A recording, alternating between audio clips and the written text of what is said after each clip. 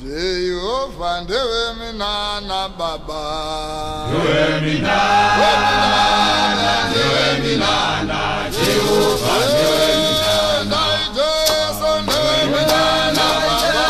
Dewe mina na Jehovah, dewe mina na. Dewe mina na baba.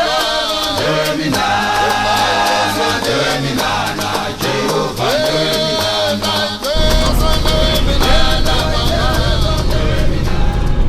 Очень плохо кушала, и мама меня пугала тем, что дети в Зимбабве голодают, а я не хочу кушать. Я ей, конечно, говорила, что так почему ты не накормишь детей в Зимбабве. Но на этом я не помню, чем заканчивался разговор. В итоге, наверное, как-то меня заставляли покушать. А сейчас мы проверим, действительно ли дети Зимбабве голодают. Мы в Зимбабве, здесь проблемы с валютой, с топливом. Таможенник на выезде, оказалось, что брат его учится в Донецком национальном университете, уже, соответственно, не в Донецке, куда-то его перенесли, я не помню куда, но брат до сих пор там учится на доктора, и этот парень, таможенник, в 2013 году был в Украине в гостях. Я спросил, кушал ли он борщ, на что он ответил мне, что ничего не кушал, не мог кушать местную еду. Ну а мы местную еду кушать можем. Зимбабве с первых километров начала разрушать наши стереотипы. Мы ожидали увидеть бедную, озлобленную и опасную страну. В новостях, которые доносились до Европы, мы то и дело слышали о постоянных кризисах и проблемах. В принципе, так и есть на самом деле. Людям жить тяжело, и деньги теряют свою ценность изо дня в день. Что же нас удивило, так это невероятная доброжелательность местного населения. При всех своих бедах люди были настроены позитивно и всегда встречали нас радостно. Наше первое утро в Зимбабве оказалось очень красиво. Вчера мы ехали уже вечерком, но закат был, и все равно краски были, горы, все. Было видно, что красиво, в общем. Тяжело было разобраться с деньгами. В Зимбабве есть в ходу и доллары США, и бонды, которые изначально были 1 к 1 к доллару США, но сейчас уже где-то 2,8. Это наилучший рейт, по которому удавалось мне поменять деньги. И что интересно, цены написаны как будто бы в долларах США, но платить можно бондами. Так что если заплатить долларами США, вы проигрываете раза в 3. То есть вчера мы ехали, и был пункт оплаты дорог, $2 была цена, и было прям написано USD 2. Но оказалось, можно заплатить бондами, мы дали 2 бонда, таким образом раза в 3 дешевле мы проехали. Вот, но, в общем, Зимбабве пока нас радует, но мы здесь пока всего лишь 1 день, и отправляемся в Great Zimbabwe. Самая большая, на секундочку, самое большое строение в субсахарной Африке, которое было построено еще до колониальных времен.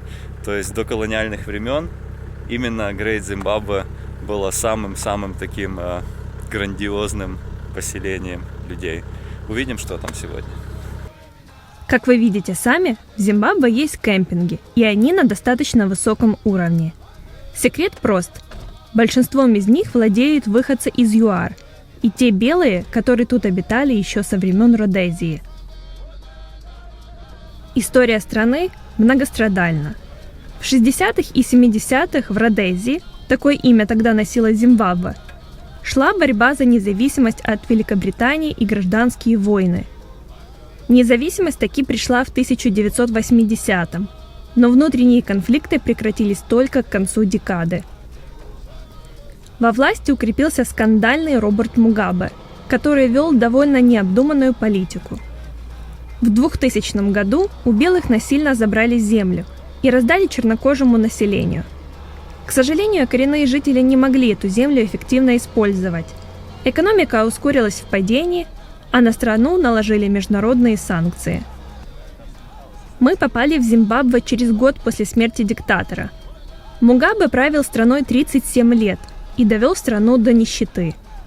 По различным оценкам, его режим способствовал смерти по крайней мере 3 миллионов жителей Зимбабве, а казна потеряла не 100 миллиардов долларов за эти неполные 4 десятилетия.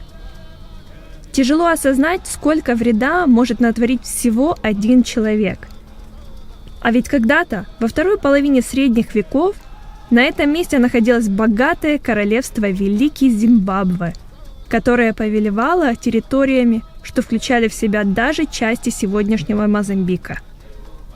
От Великого Зимбабве осталась только груда камней, но мы проезжали мимо и решили на это все посмотреть. Ну вот мы у Великого Зимбабве, города, который когда-то управлял территориями, где сейчас Зимбабве и соседние страны. So it's a warm welcome to Great Zimbabwe. Your guide with you. I'm named Mr. Champion. Правитель Великого Зимбабве имел 200 жен. Они все, кроме одной, жили вон там внизу. А одна жила, главная, вон там, в Great Enclosure. Это самая большая преколониальная структура в субсахарной Африке. И если не считать вообще, если взять вообще всю Африку, то это будет номер 2 после пирамид в Египте. Огромное строение. И когда это все нашли, то вначале ученые не могли поверить, что африканцы способны были это построить, и думали, что это арабы или финикийцы. Но нет, это африканцы. Вот там внизу было 199 жен, а мы сейчас идем на горб, где был король и дежурная жена в тот день. Он сверху вызывал ее: «Эй, жена номер 40, поднимайся». И вот она шла наверх к нему.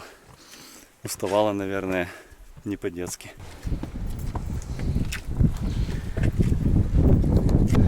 Узкий очень проход наверх.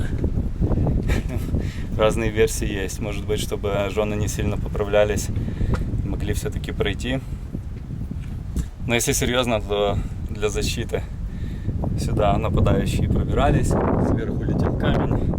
И, как говорит наш гид, это уже была история.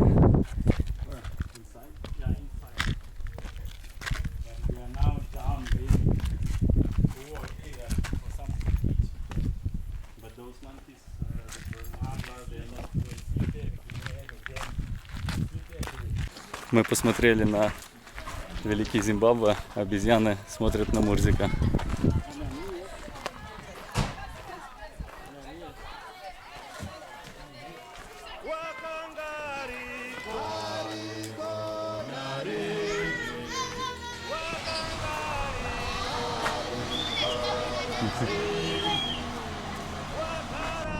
Кроме руин, Зимбабве богата и животным миром. Мы заехали в национальный парк Ванги, что граничит с Ботсваной.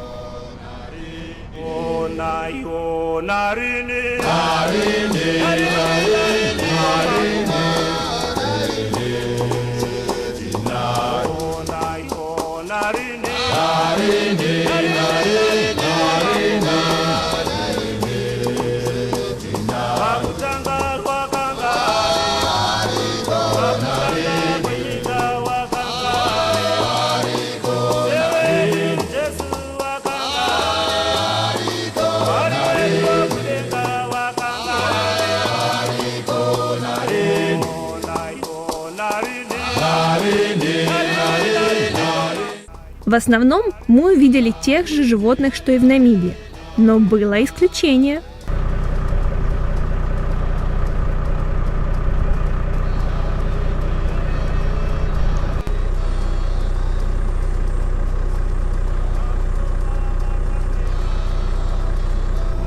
Мы в парке Ванги в Зимбабве, и нам удалось подъехать прямо на расстоянии 5, 6, 7 метров от львов с маленькими детьми и тушкой слона, чуть-чуть надгрызенной. Это невероятно, насколько мы близко. Выехав из национального парка, мы подобрались к границе с Замбией и городу Виктория-Фоллс, о котором, наверное, слышали все. Отель Виктория Фоллс – самое старое здание в городе. Из этого здания все началось, Вначале здесь кемпили работники, которые строили железную дорогу. Потом уже появился отель, и это очень дорогое место, в принципе, но благодаря тому, что у нас есть бонды, которые в 2.678 раз дешевле доллара, поесть здесь можно очень дешево, потому что расплатиться в итоге можно не долларами США, а бондами по курсу 1 к 1.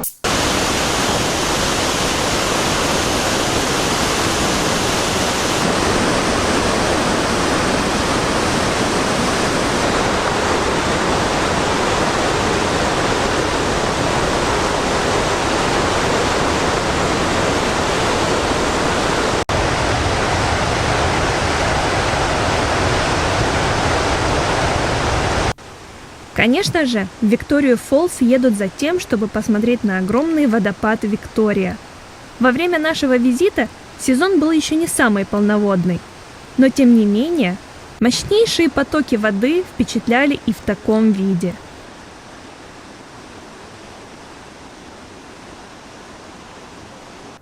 Для любителей адреналина на мосту через реку Замбези прямо между Зимбабве и Замбией сделан банджи-джампинг.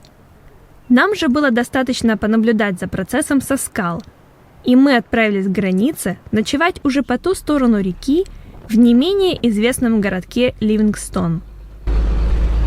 Пересекаем реку Замбези, Виктория-Фоллс, едем из Зимбабве в Замбию, нашу новую страну.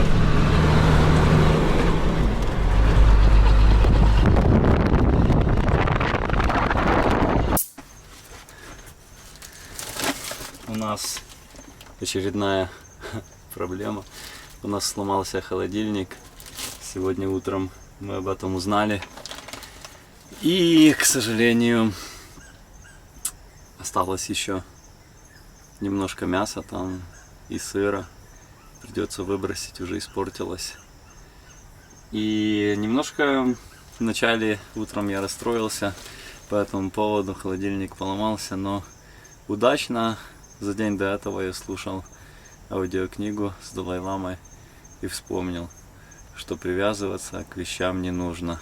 Attachment создает проблемы. Вот так вот привязались к холодильнику, и когда он сломался, стало плохо. А если не привязываться, радоваться, когда он есть, и не расстраиваться, когда его нет, наверное, будет хорошо. Поэтому пробую делать так. Надеюсь, мы его починим через 2 дня, когда будем в столице Замбии, в Лусаке. Привет из Замбии. Вчера мы смотрели водопад Виктория. Сегодня отправляемся в столицу Лусаку. Замбия оказалась довольно недорогой страной. Целый большой пакет помидор. Вот апельсин немножко и масуру или масуку. Такой маленький фрукт, отдаленно напоминающий по вкусу хурму, но с косточками, вот такой вот. Все это нам обошлось приблизительно в $2. Будем дегустировать.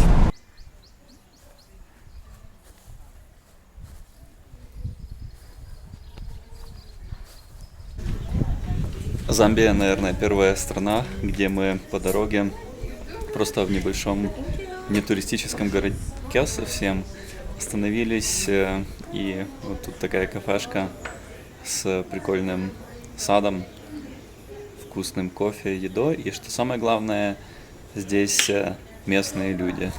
То есть это не туристический аттракцион, люди сами пьют кофе, что, как оказалось, в Африке редкость. Но теперь мы в Восточной Африке, и думаю, это будет уже не такой редкостью. Привет из Лусаки. Иду посмотреть немножко местной жизни. В городе нет никаких достопримечательностей, заслуживающих внимания. Поэтому просто прогуляюсь от места нашего кемпинга в молл. Поинтересовался, сказали, что это в принципе безопасно до 9 вечера. Поэтому будем до 9, иначе карета превратится в тыкву.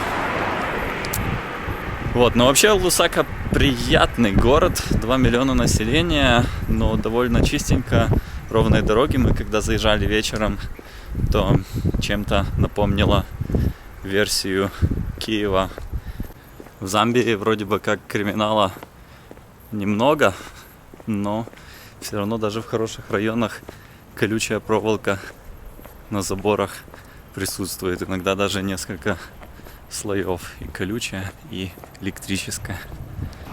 Казалось бы, стереотип, что в Африке дороги плохие везде. И так отчасти и есть. В Гвинее особенно мы пострадали. Камерун тоже мы проезжали местами с трудом. Но в целом есть места, где дороги хорошие. Например, в Замбии пока что дороги нас радуют. И даже в городах просто ровненький асфальт с разметкой. И все отлично. Говорят, что китайцы много строят, и инвестиции Китая тоже некоторых людей волнуют. Но, тем не менее, побочный эффект есть в виде качественных дорог. Кстати, вчера мы заметили, что дорожные правила в Замбии работают совсем не так, как в Западной Африке. Например, круговое движение работает точно так же, как оно работает в Украине. То есть все едут по правилам, не так, как это работает, скажем, в Гане, где просто как получается, так и едут все. Какое-то культурное отличие есть, не знаю, играет ли роль какая-то колониальная история или что-то другое, но разница между Восточной Африкой и Западной огромная. Я прогулялся, выпил кофе, купил арбуз и яблоки. Теперь протестирую местный сервис по типу Uber. Uber здесь нет, но есть что-то похожее. Заказал машину, мне перезвонили, спросили, где я. Сейчас сказал, подъедет. Посмотрим, как оно будет. Подвезли быстренько, все нормально. Сервис работает. Теперь в кемпсайт наслаждаться арбузом.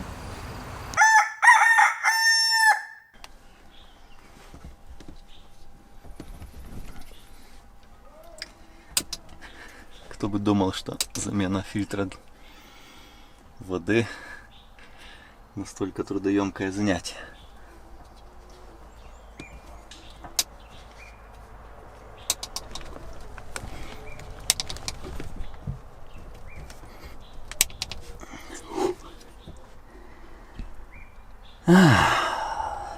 Понедельник, утро. Пора выдвигаться из Лусаки. Вчера у нас был день отдыха. Сегодня мы двигаемся дальше. У нас план попробовать поремонтировать холодильник, немножко подварить чехол заднего дифференциала, кожух.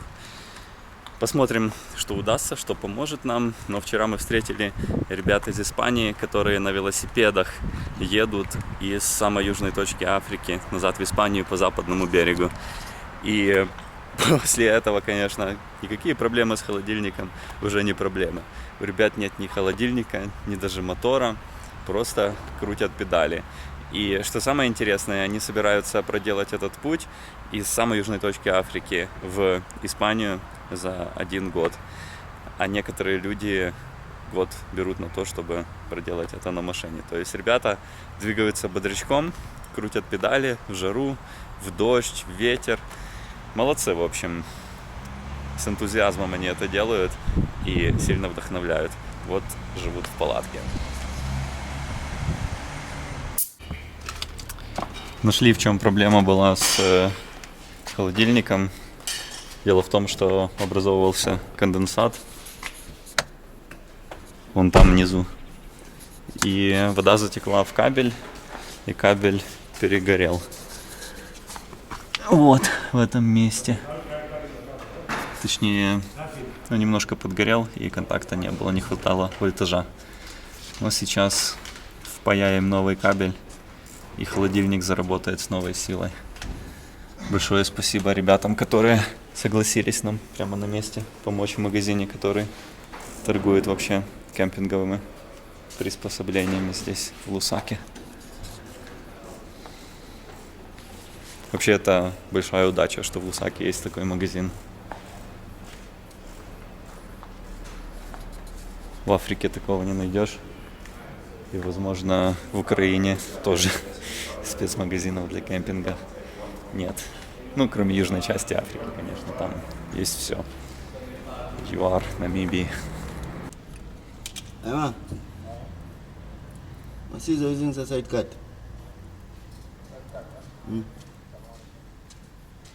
Вот сколько всего собирается в холодильнике за долгие годы.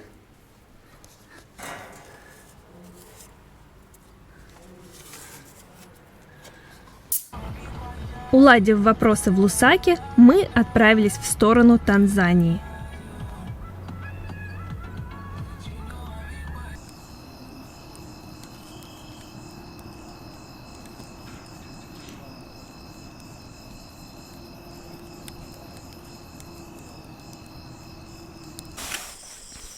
Оказалось, шикарные кемпинги бывают не только в Намибии, в Южной Африке, но и, например, в Замбии.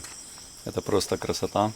Мы сидим в баре, и вид отсюда шикарный. Играем нарды, пьем пиво, бренди с колой и любуемся.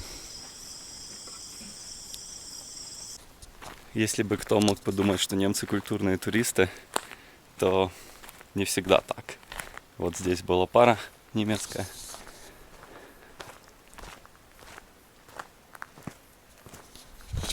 И мусор за собой они не забрали, оставили его в пакетах, но прилетела ворона и все расклевала. Конечно, может быть, не подумали, но я ожидал от них большего. А вообще, Замбия довольно малопопулярное место для туризма в восточноевропейских странах, в том числе в Украине. Думаю, мало кто знает вообще что-то про Замбию, но оказывается, здесь довольно-таки неплохо. И природа есть, и животные, даже инфраструктура, дороги. Так что довольно неплохое место. А кемпинги попадаются вообще шикарнейшие. Вот где мы сегодня остановились, точнее вчера остановились, там и красиво, и все сделано так с душой, очень все функционально. Ну, в общем, шикарно отдохнули. Отправляемся дальше в сторону Танзании на озеро Танганьика. Но вообще не покидает мысль, что что-то такое могло бы быть и в Украине.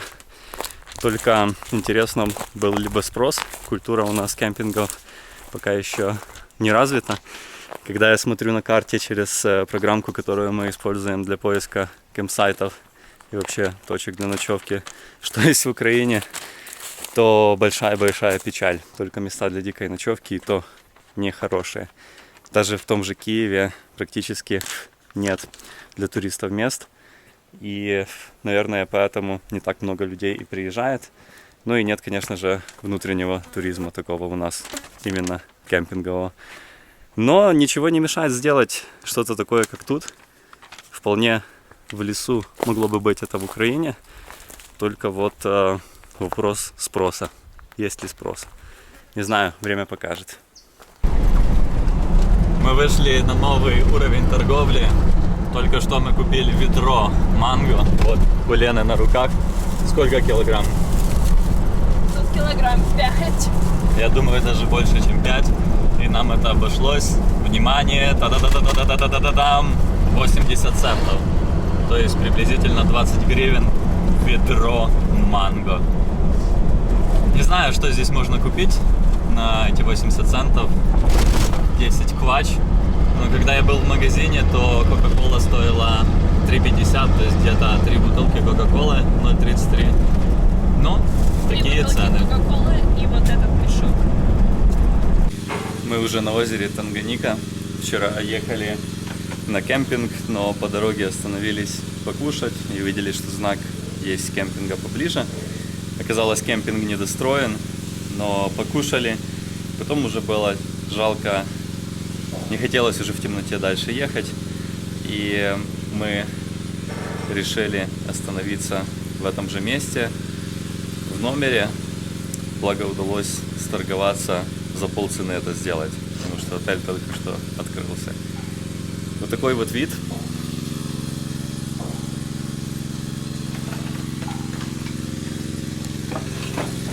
Вчера мы приехали, и дети купались.